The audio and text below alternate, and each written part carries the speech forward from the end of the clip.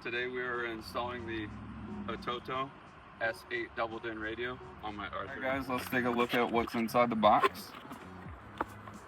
SIM card, various cables, more cables. You got all your audio and video. This is the important piece right here. That needs to plug into the back of the unit and interface with your wiring in your car. Subwoofer output, more cables, microphone, a GPS antenna. This is another GPS antenna. These are the brackets that are actually going to mount the radio in your dashboard. Instruction manual. It's pretty cool. It actually comes with screen protectors too. This is the trim plate that goes around it. It's the actual unit. It's doubled in, CarPlay, GPS, pretty much anything you would need in a radio.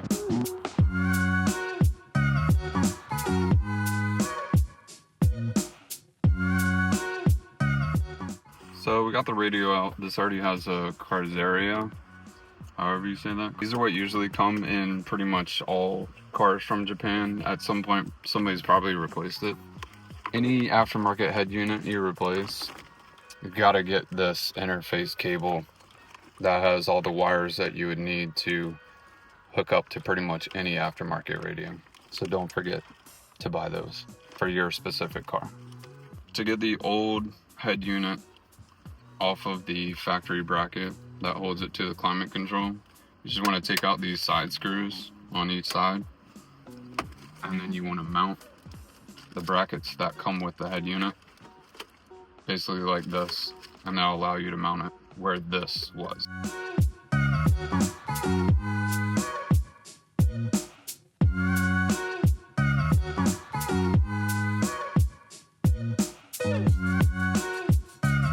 Once you have your side brackets installed,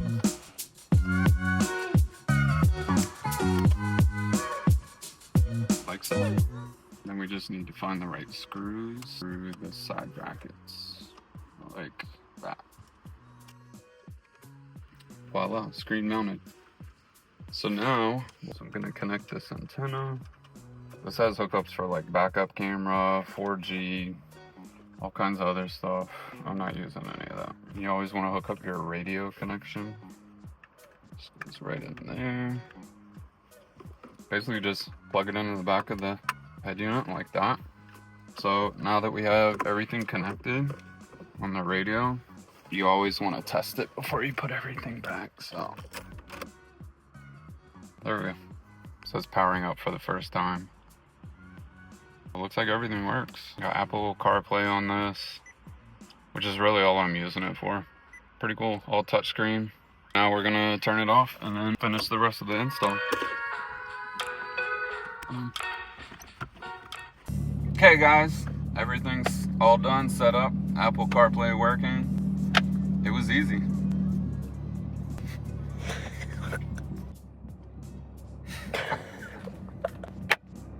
Shout out to ATOTO for sending us one. This is what I actually put in almost all my cars. It's the easiest, least expensive way to put Apple CarPlay in any double-din car. Again, thank you ATOTO for sending us one.